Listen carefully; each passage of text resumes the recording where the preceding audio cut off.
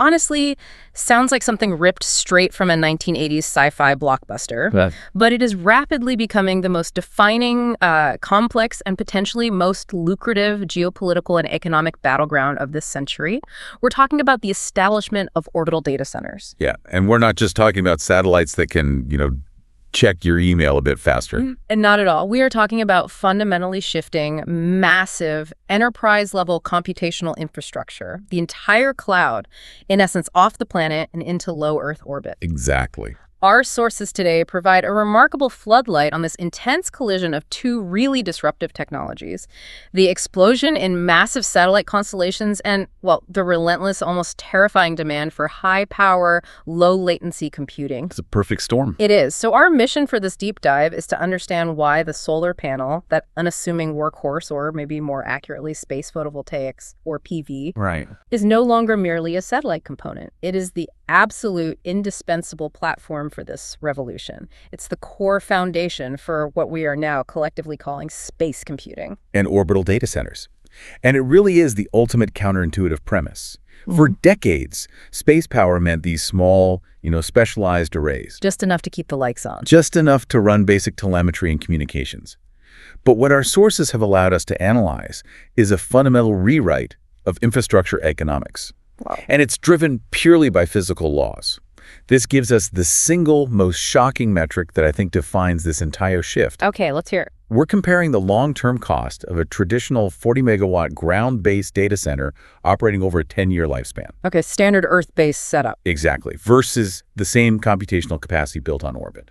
For that ground-based data center, the estimated total operational cost over that decade, it lands at an estimated $167 million. No, okay, so $167 million. That's a serious long-term capital and operational drain. It is. But it's the reality of running any massive modern server farm down here on Earth, right? You're fighting gravity, you're fighting heat, and you are definitely fighting the utility company. Precisely. Now brace yourself for the orbital comparison.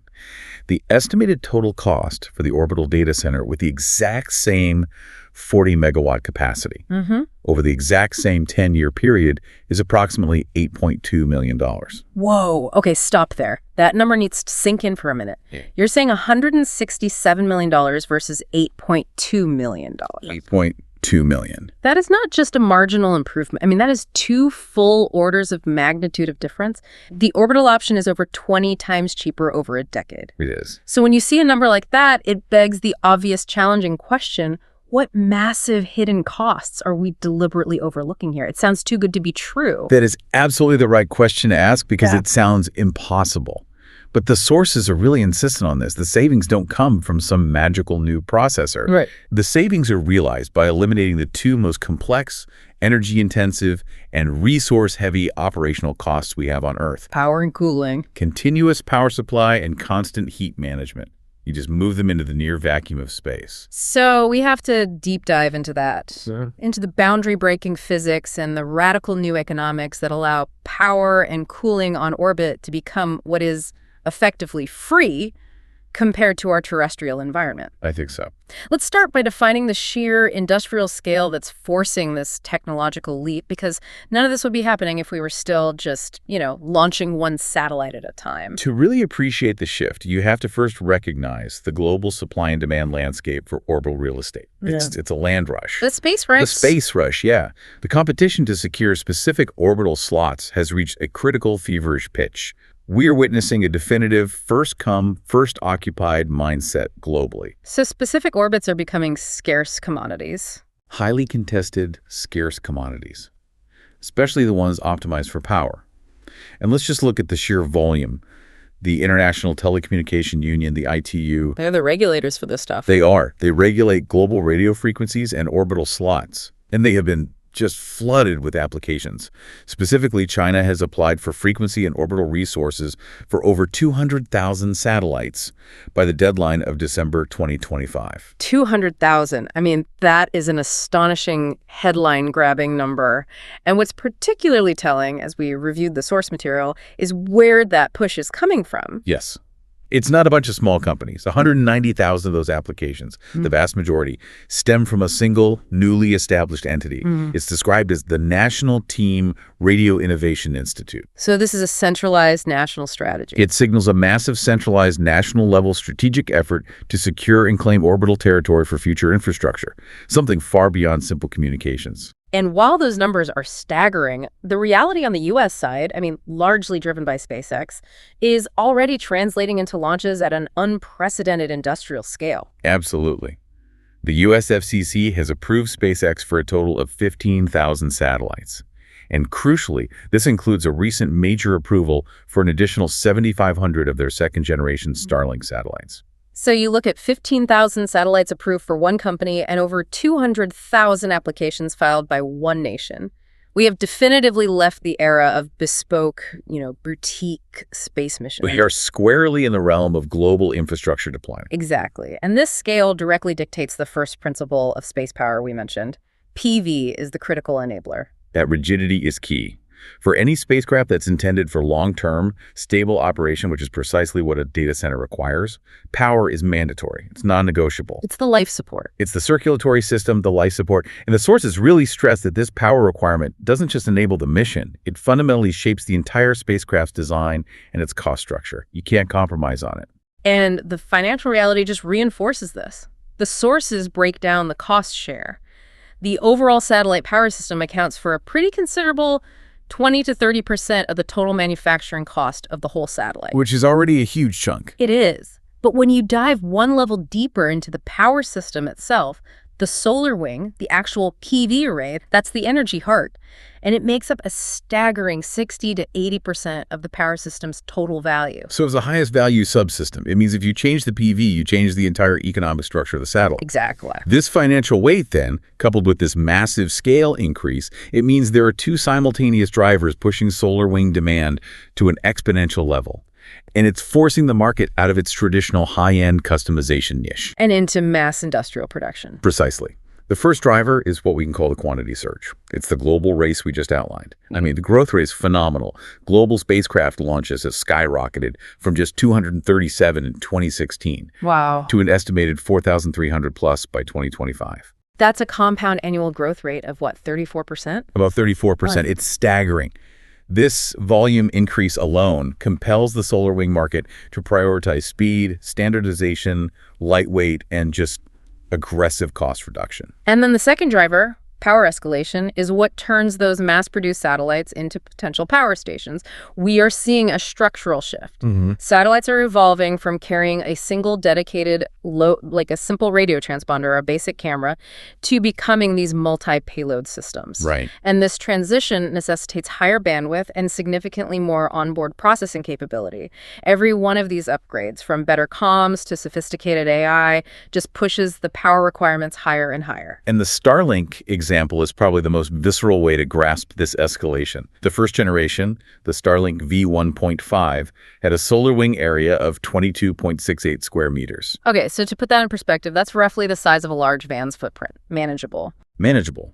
But the newest generation, Starlink V3, reflects this immense new need for power to support next-gen services.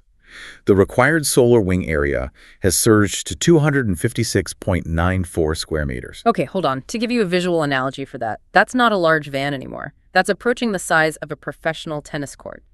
For one satellite. For a single satellite. A nearly 12-fold increase in area. That is a structural, not an incremental change. It means the energy requirements have just leaped into a completely new category. It does. And when a satellite needs that much power, the solar wing isn't just a component anymore. It's the defining factor.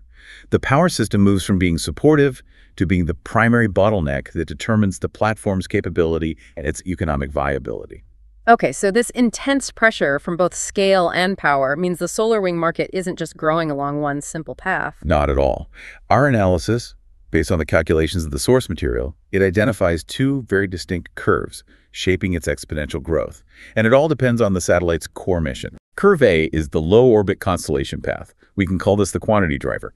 It's fundamentally turning satellites into a mass-produced, almost disposable consumer product for orbital communications. So the growth metric here is just the massive number of units launched every year. Exactly. And we can use the source estimations to sketch the potential market size for this path.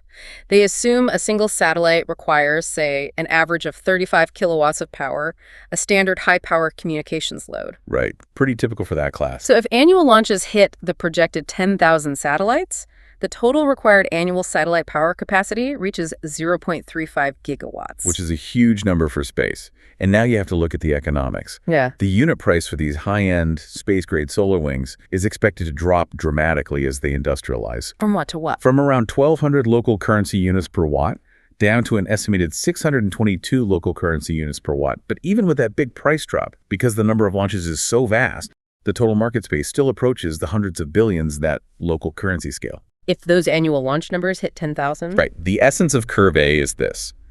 The sheer velocity of launches means the total market value just completely outpaces the decline in unit price. Quantity is the driving force. It's all about connectivity, remote sensing. The market is huge, but it still views the PV array as a necessary part of the platform. Whereas Curve B is the space computing path, and this is the power driver, it represents a much more ambitious technological leap. This is where the satellite transforms, not just into a communication node, but into a dedicated high-output power station plus computer room. That's the definition of the Orbital Data Center, the ODC. So what are we actually deploying? Well, space computing involves deploying modular server nodes, full computational stacks capable of deep learning, training, and AI inference, directly onto low or mid-orbit satellite platforms. You're building a physical cloud infrastructure in space. It's a dramatic escalation. You're moving from just relaying data to actually processing data at the source. At the source. And this scale is already being realized. It's not just a model. We have the example of the three-body computing constellation. Its first launch involved 12 satellites. Right. And even at that initial stage, a single satellite, boasts a processing power of 744 TOPS. Can you just clarify TOPS for our listeners? Of course. Yeah. TOPS, or tera operations per second, measures how many trillion calculations the server can perform every second. So we're talking about 744 trillion operations per second on one satellite. That is a serious computational load. It's a very serious load. And the entire 12-satellite cluster achieves 5 POPS PETA operations per second of in-orbit computing capacity. And a PETA is 1,000 tera, so we're into the quintillions of calculations. We are. And the long-term target for projects like this is audacious, building a computational infrastructure that reaches the 1,000 PETA operation level. And when you are aiming for PETA and exascale computation, you radically change the relationship between the satellite and its power source. the critical constraint completely flips. Once a satellite transforms into a data center, the energy system is no longer just supporting the mission. It is the mission. It becomes the primary constraint. Yep.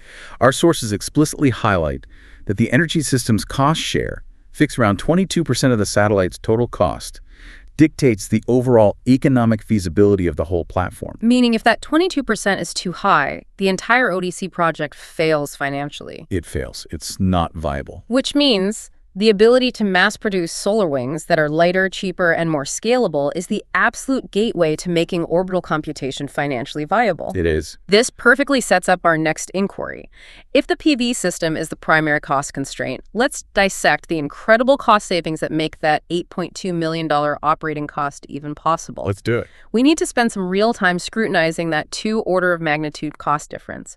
$167 million versus $8.2 million over 10 years for 40 megawatts of power. If this logic holds, it is the biggest commercial disruption we have seen in decades.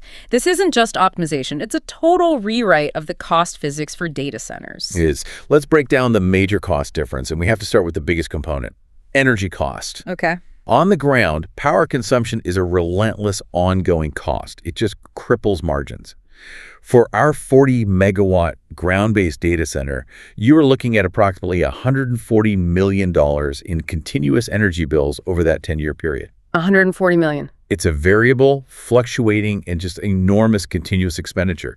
You pay for every single kilowatt hour. But in space, the calculation is completely inverted. Completely. You pay one time for the solar array deployment. Our sources estimate the one-time cost at about $2 million.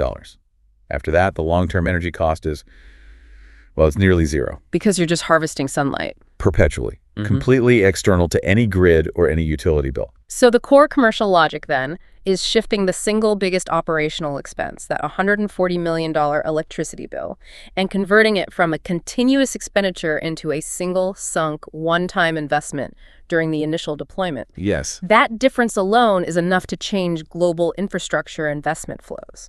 But the savings don't stop there. We also eliminate the ground-based data center's second greatest challenge, both financially and physically. Which is? Cooling and water. On Earth, the servers generate a tremendous amount of heat. That's just basic physics. And managing that heat requires a massive industrial footprint. Ground data centers are constantly fighting the ambient temperature. Exactly. This results in substantial ground costs. Cooling fees alone account for about $7 million over the decade for that 40-megawatt facility. And beyond the monetary costs, there is the staggering resource consumption. I mean, ground cooling requires massive amounts of water. Massive. That 40-milliW facility consumes approximately 1.7 million tons of water over 10 years, which translates to about half a liter of water used for every single kilowatt hour of computation. In regions that are facing climate stress or water scarcity, this is often the ultimate ceiling on expansion. Right. There's a metric for this, isn't there? PUE? PUE, yes. Power usage effectiveness. A PUE of 1.5, which is pretty common, means for every watt used by the server, you spend an extra half a watt just on support systems. And that's mainly cooling. And this is where the space environment is just fundamentally, elegantly superior. It really is. In orbit, particularly when a satellite enters the dark side of the Earth, you are utilizing an infinite cold sink. The vacuum of space is approaching absolute zero, minus 273 degrees Celsius. So you don't need active cooling. You use simple passive radiation cooling. That means no pumps, no liquid chillers, and no energy expenditure. The spacecraft could efficiently just dump its waste heat into space. On Earth, we rely on, forced convection, air conditioning, massive chilled water systems. All of which consume enormous amounts of power. In space, you're relying on pure passive radiation. And because the ambient temperature is so incredibly low, you eliminate the need for those cooling towers, all the associated water consumption, and the electricity required to run it all. Your orbital PUE approaches the theoretical maximum efficiency of 1.0. That distinction fighting physics on Earth versus leveraging physics in space, that explains the $167 million cost. But we have to address the financial skepticism in that $8.2 million figure. Of course. If the operational cost is almost zero, surely the one-time costs are huge. What are we not talking about when we discuss that $8.2 million? That is the critical pushback needed. The $8.2 million calculation is specifically focused on the energy system's CapEx, the solar array deployment, and the 10 years of operational energy savings. It isolates the impact of the PV system. So it doesn't include the launch? It does not include the massive one-time cost of launching the servers and the platform itself, nor the cost of designing those servers to withstand radiation and temperature cycles. Right, and there's a risk premium. A huge one. Launch is still a dangerous endeavor. You have insurance, high-precision orbital maneuvering fuel, the cost of decommissioning. All of these are significant unspoken costs. So the real number is higher. Of course. However, even if you factored in those complex variables, say the total cost jumped to $40 million, it still represents a four-fold savings over the continuous $140 million energy bill on the ground. So the core logic holds. The core logic holds. Converting continuous operational energy expense into a one-time upfront hardware cost is the ultimate economic transformation. This proves that space PV isn't just an ancillary part of the satellite market. It is the essential game-changing foundation for computing infrastructure. It moves the conversation entirely from, can we build a computer up there, to we must build the cheapest power platform possible because that's the limiting factor. Exactly. And with economics established as highly compelling, the primary deployment bottleneck shifts entirely away from capital and operational costs. And toward a hard constraint. A very hard constraint, the availability and optimization of the orbital real estate itself. Right. If you're building a data center, you need maximum consistent uptime and maximum consistent power generation. You can't just stick a server farm in a random orbit. Precisely. For these high-powered data center demands, the optimal location is the Solar Synchronous Orbit, or SSO, specifically in the altitude band between 600 and 800 kilometers. Why is that one so special? Because it allows the satellite to pass over the same section of the Earth at the same local solar time. This maximizes direct sunlight exposure. It gives you over 8,300 hours of sunshine per year. Which maximizes energy harvest. And critically, it minimizes the need for heavy, expensive batteries for storage during darkness. But SSO is not infinite. Far from it. While only about 780 operational satellites currently run in that particular high-demand band, the real concern is density and safety. Space is vast, but optimal orbital slots are incredibly scarce. This leads directly to a chilling scarcity calculation that was presented in our sources. It does. To maintain safety and prevent catastrophic collisions, which generate debilitating debris, satellites had to maintain a safety separation distance. What's the standard? The standard yellow alert threshold for a close approach is about 25 kilometers. So if we assume a slightly safer 30-kilometer separation distance, the analysis shows that the entire optimal SSO band can only accommodate roughly 9,616 additional satellites or clusters. Wait, only 9,616 for the whole planet? For that entire optimal band, yeah. That is a physical cap on the total addressable real estate for the most power-hungry orbital systems. So when you contrast that hard capacity limit of 9,616 slots with the global appetite, specifically the 200,000 applications filed by China alone, you see the immense pressure and competition. That 9,616 capacity is vanishingly small relative to demand. It confirms that the race is not just about launching quickly, it is about maximizing computational density within every single available slot. This extreme scarcity directly dictates the resulting engineering pathways, right? I mean, since orbital spacing, the distance between platforms, is the new premium cost, companies are forced to maximize the computational capacity they can fit within that limited real estate. Exactly, and this leads to two distinct primary design paths. Okay, what are they? Path 1 is the large mothership platform.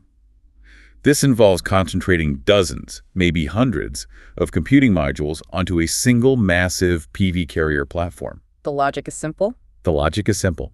You deploy one enormous solar wing and use its immense power generation capacity to run a whole farm of servers.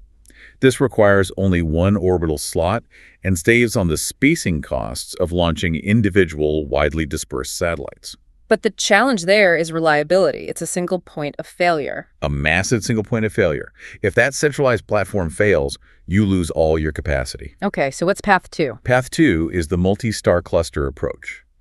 This uses highly advanced formation flying and high-precision proximity maneuvering techniques.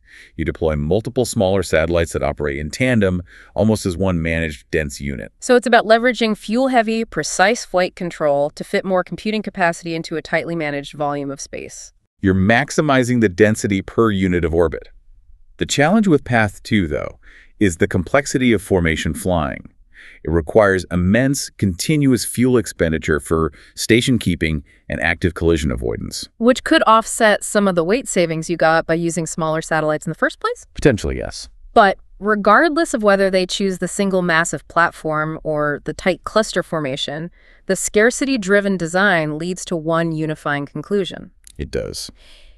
If space itself is the constraint, the competitive metric shifts away from raw computing speed and focuses squarely on the energy system's efficiency per unit of mass. Absolutely.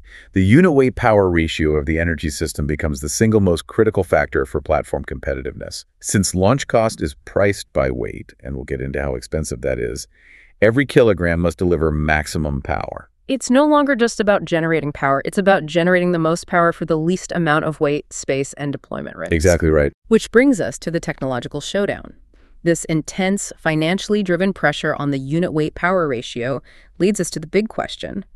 Which solar cell technology is going to win this multi-billion-dollar race for orbital domination? And the sources clarify that the winner isn't necessarily the one with the highest raw lab efficiency. Right. It's the one that achieves the most advantageous balance in that energy, weight, and cost triangle. Precisely. So we begin with the current gold standard in space, gallium arsenide, or GAs. It is the performance king. Its multi-junction structure delivers superior efficiency, typically in the 30% range, and it has excellent radiation resistance. Which is vital for long-term survival in LEO. Vital. However, GAs has a crippling weakness for the ODC scale, the high-cost barrier. Our sources estimate that a flexible GA solar wing costs around $1,200 or more per watt. $1,200 a watt. Per watt. When you consider the vast area needed for a 40 MW data center, or even that 256 square meters for a single Starlink V3, that high material cost becomes a systemic limitation.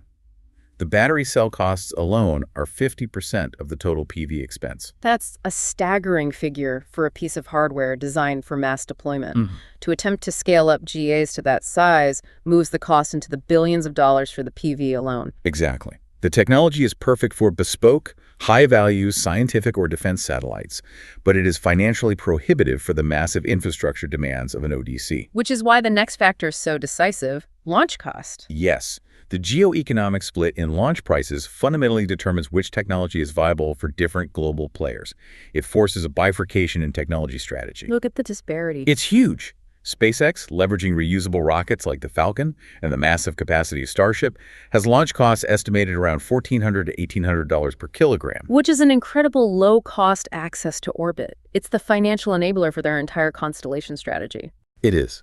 But when you look at other major international players, such as those relying on commercial rockets from nations that don't yet have that Starship-level capacity and reusability, the launch costs are dramatically higher. How much higher? We're talking estimated costs between $6,000 and $10,000 per kilogram. That is a 5- to 7-fold difference in the price of getting mass into orbit. And that disparity changes the entire PV technology selection process. It changes everything. The commercial logic is irrefutable. When getting to space is priced ruthlessly by the kilogram, the optimal cell choice is determined by how many kilograms per watt is acceptable to your balance sheet. So the low launch costs enjoyed by the U.S. ecosystem, specifically SpaceX, allow them to choose lower-cost crystalline silicon. Right. Silicon is inherently less efficient and heavier than GAs, so they have to use a larger area and thus more total mass to get the power they need. But they can afford to absorb that extra weight because the launch cost per kilogram is cheap. They trade volume and weight for a lower hardware cost. Conversely, countries facing that $6,000 to $10,000 per kilogram price tag must minimize weight at all costs to make their mission viable. It's the only way.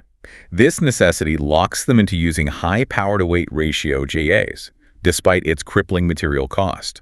For them, the high expense of the cell is preferable to the economically prohibitive expense of launching excessive, non-productive weight. So the global PV race isn't simply toward the highest efficiency. It's a calculation based entirely on national launch economics. The cheaper you can launch, the cheaper your cell technology can afford to be. And this economic reality leads us to the crucial pivot point, the emergence of heterojunction technology, or HJT, as the scalable future of silicon for space. It is designed specifically to solve the systemic problems of mass and rigidity that GAs creates. Because for these large-scale ODCs, the solar array needs to be multiple things at once: high power, lightweight, and capable of rapid, efficient deployment. Yeah, the modern trend is moving away from those heavy, complex, traditional Z-shaped hinge structures toward large, compact, flexible rollout arrays. Exactly. And rollout arrays inherently demand ultra-thin, flexible solar cells. This is precisely where HJT shines within the silicon family.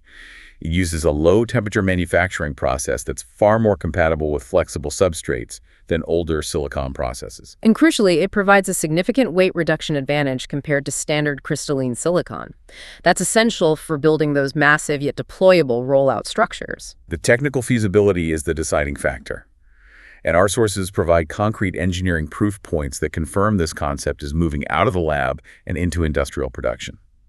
HJT technology allows manufacturers to create ultra-thin silicon wafers, ranging from 60 micrometers up to 110 micrometers. To understand the weight impact, standard ground solar cells are hundreds of micrometers thick. Right. Cutting that down to 60 or 70 micrometers is a massive reduction in material, which leads directly to the weight savings and flexibility you need for these complex rollout deployment systems. And we are seeing immediate commercial validation of this. We are. The German company NextWave, for example, has secured a 250 megawatt space-related contract for its 70-micrometer ultra-thin HJT cells. 250 megawatts, that is a colossal commercial commitment. It signals the industry is rapidly industrializing this scalable solution. And looking ahead, the U.S. company Celestial is already in continuous production of 60-micrometer HJT cells. The sources also highlight the immense potential of stacking these HJT cells with an emerging technology, a perovskite layer, to achieve a tandem cell with lab efficiencies exceeding 30%. So this positions HJT not just as a cheaper, scalable alternative, but as the foundation for the next generation of high-efficiency, system-optimal space power that can rival and eventually surpass JK's performance in terms of mass efficiency. Exactly. The ultimate takeaway here is profound. Silicon, long relegated to be the ground-based PV solution, is now going to space.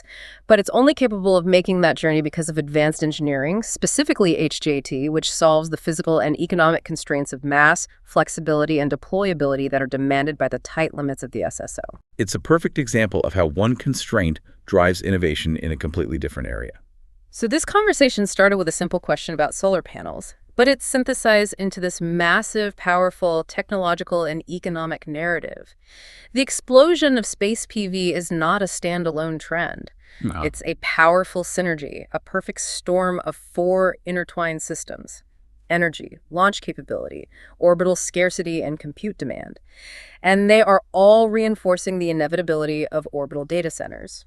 To recap the forces creating this market, we really identified three simultaneous pressures driving this exponential growth in solar wing demand. Go ahead. First, the sheer geometric quantity-driven growth in satellite numbers. That's evidenced by that decade-long high compound growth rate and the massive orbital applications being filed. This is pushing the market size into the hundreds of billions of dollars globally. Second, the structural quantity-level leap in single-star power demands. That was illustrated so vividly by that necessary near 12-fold jump in solar wing area for the Starlink V3 satellites. This just confirms that power requirements are escalating structurally, making high-output PV non-negotiable. And third, and maybe most importantly, the overwhelming financial leverage created by rewriting the entire operational cost structure of data centers. That stark comparison of $167 million on the ground versus $8.2 million on orbit. That pulls this discussion out of the realm of abstract possibility. And slams it directly onto the financial balance sheet. This is the ultimate non-negotiable driver for multi-billion-dollar orbital infrastructure investment. It is. However, we have to stress that this revolutionary pathway is still in the early stages of validation. There are remaining risks and uncertainties based purely on the logic in our source material that need to be constantly monitored. Okay, what are they? The first is engineering reliability.